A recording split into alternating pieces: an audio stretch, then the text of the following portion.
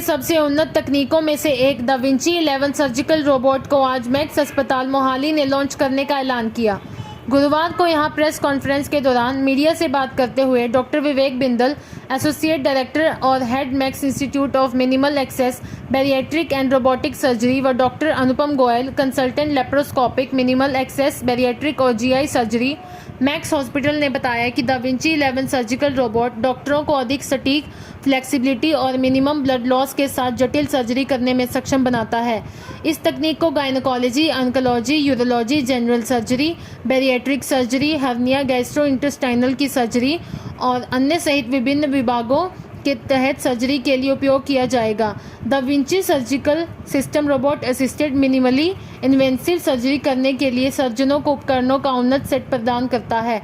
उन्होंने कहा कि नवीनतम तकनीक दा विंची 11 रोबोट से लेस हमारे सर्जन कंप्यूटर निर्देशित मैग्नीफाइड 3D विजुअलाइजेशन का उपयोग करके जटिल सर्जरी करने में सक्षम होंगे और परिणाम प्रभावशाली होंगे। मैक्स में ऑब्स्टेट्रिक और गायनोकोलॉजी की एसोसिएटेड डायरेक्टर डॉक्टर सीमा वाधवा ने कहा कि रोबोटिक सर्जरी में बड़े चीरे के स्थान पर छोटे चीरे लगाए जाते हैं, जो इसे पारंपरिक सर्जरी की तुलना में कम इन्वेसिव होता है। यह न केवल कम समय रिकवरी में रोगियों की मदद करता है, बल्कि सर्जरी के बाद की रिकवरी को दर्द रहित और सुगम बनाता है।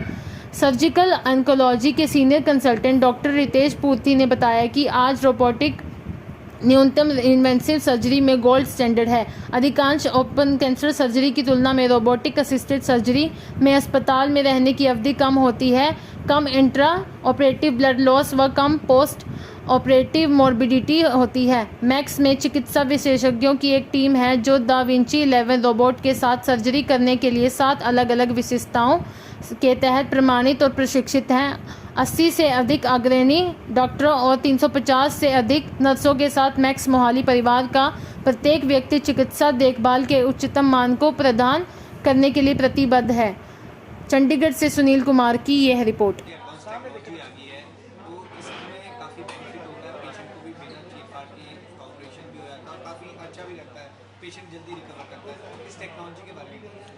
देखिए, रोबोटिक सर्जरी आज की डेट में विश्व में सबसे एडवांस प्लेटफॉर्म है जो कोई भी ऑपरेशन के अंदर यूज़ हम कर सकते हैं।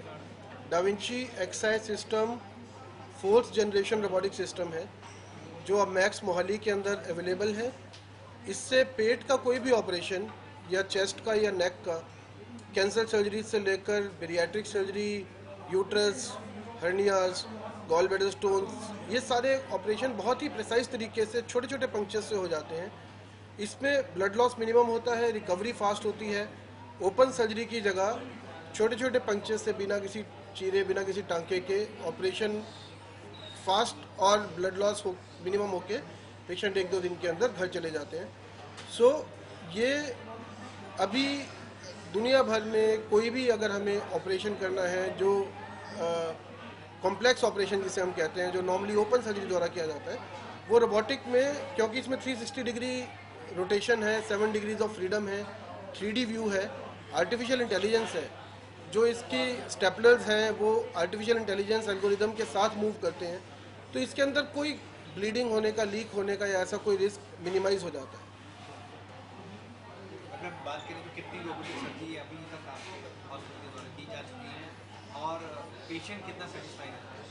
देखिए, मैक्स मोहाली के अंदर अभी डॉक्टर अंकुश बता सकते हैं, अभी पिछले 2 हफ्ते से रोबोटिक सर्जरी शुरू हुई है और यहाँ पर ऑलमोस्ट 10 ऑपरेशंस हो चुके हैं।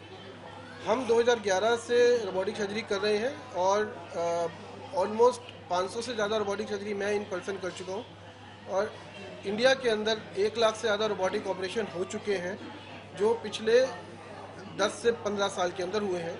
अमेरिका में रोबोटिक सर्जरी सन 2000 में शुरू हुई थी और 2000 से 2010 तक बहुत ही कम अपटेक उसका रहा और 2010 के बाद से इंडिया में उसका अपटेक शुरू हुआ। आज की डेट में 150 हॉस्पिटल ऐसे हैं हिंदुस्तान में जहाँ पर ये रोबोटिक सिस्टम अवेलेबल है और उसके अंदर दिल्ली से ऊपर बहुत कम ऐसे हॉस्पिटल्स हैं जहाँ पर एडवांस रोबोटिक सर्जरी अलग अलग फील्ड्स के अंदर हो रही है और मैक्स मोहाली अब उन हॉस्पिटल्स के अंदर शामिल है। डॉक्टर साहब, आप गायनी के डॉक्टर हो। हाँ जी। गायनी में क्या कोई खास प्रॉब्लम लेडीज के लिए क्या मैसेज देना चाहते हैं? गायनी में मैं ये मैसेज देना चाहूँगी कि जैसे कोई भी ऑपरेशन आप कह लें, लेडीज़ को प्रॉब्लम्स होती हैं, ब्लीडिंग ज़्यादा होती है, रसौलियाँ होती हैं, इनफर्टिलिटी होती है, क्यों होती है, किसी को ओवेरियन सिस्ट बन जाता है, किसी को फाइब्रॉइड बन जाता है, किसी को एडेनोमायोसिस है, एंडोमेट्रियोसिस है, ब्लीडिंग कम ज़्यादा, इरेगुलर साइकिल्स, कैंसर भी हो जाते हैं लेडीज़ को। सो इसके लिए अब ओपन सर्जरी नहीं कराते हैं। अब आजकल ओपन सर्जरी करने का रिवाज नहीं है। लैप्रोस्कोपी हम कर रहे थे, लेकिन अब लैप्रोस्कोपी की भी एक बहुत एडवांस टेक्नोलॉजी आ गई है जिसको हम रोबोटिक सर्जरी कहते हैं। और ये जो बहुत ज़्यादा highly advanced latest generation of robo है जो कि एक्सआई सिस्टम है, इसके थ्रू जो सर्जरीज होती हैं वो बहुत ही प्रिसिशन से होती हैं। जो भी सर्जन्स कट देते हैं, जो भी हम डिसेक्ट करते हैं, और ट्यूमर हो चाहे रसौली हो, जो भी हम बॉडी से निकालते हैं वो इतनी प्रिसाइज तरह से होता है कि उसमें पेशेंट की रिकवरी एक्सीलेंट होती है। ब्लड लॉस इतना मिनिमल होता है कि पेशेंट को ब्लड देने की ऑलमोस्ट नेग्लिजिबल ज़रूरत पड़ती है और पेशेंट बहुत जल्दी अपने नॉर्मल रूटीन और लाइफ में आ जाता है। डॉक्टर साहब, जो पढ़ा लिखा हो उसको तो आप समझा सकते हैं, अनपढ़ हो आज का पढ़ा इंश्योरेंस आपने कराई होती है, उनको कैसे समझा सकते हैं? देखो, डॉक्टर साहब ने बहुत अच्छा एग्जाम्पल दिया कि जैसे हम गाड़ी चलाते हैं तो हम बेस मॉडल भी ले सकते हैं और हम हायर मॉडल भी ले सकते हैं। हम फ़ोन नोकिया तो नहीं कहेंगे, लेकिन हाँ, बहुत पुराने ज़माने वाला फ़ोन भी यूज़ कर सकते हैं और एक टच स्क्रीन भी यूज़ कर सकते हैं। सो हमें ये पता लगता है कि टेक्नोलॉजी हमें एडवांस कर रही है और हमारी जो रिकवरी और हमारी सेहत है उसके लिए हेल्प कर रही है। तो सर्जन्स को भी ये बहुत ज़्यादा हेल्प करती है उनकी बीमारी दूर करने में। और जो भी कॉम्प्लिकेशन, मैं नहीं कहती किसी भी सर्जरी में कोई कॉम्प्लिकेशन नहीं हो सकता, doctors are gods, I don't say that. Complication किसी को कभी भी किसी भी सर्जरी में आ सकता है, लेकिन रोबोटिक सर्जरी के थ्रू वो कॉम्प्लिकेशन बहुत ही मिनिमल हो जाता है, इतना कम हो जाता है कि पेशेंट की लाइफ सेव करने में हम ज़्यादा कामयाब होते हैं। Thank you. रिकवरी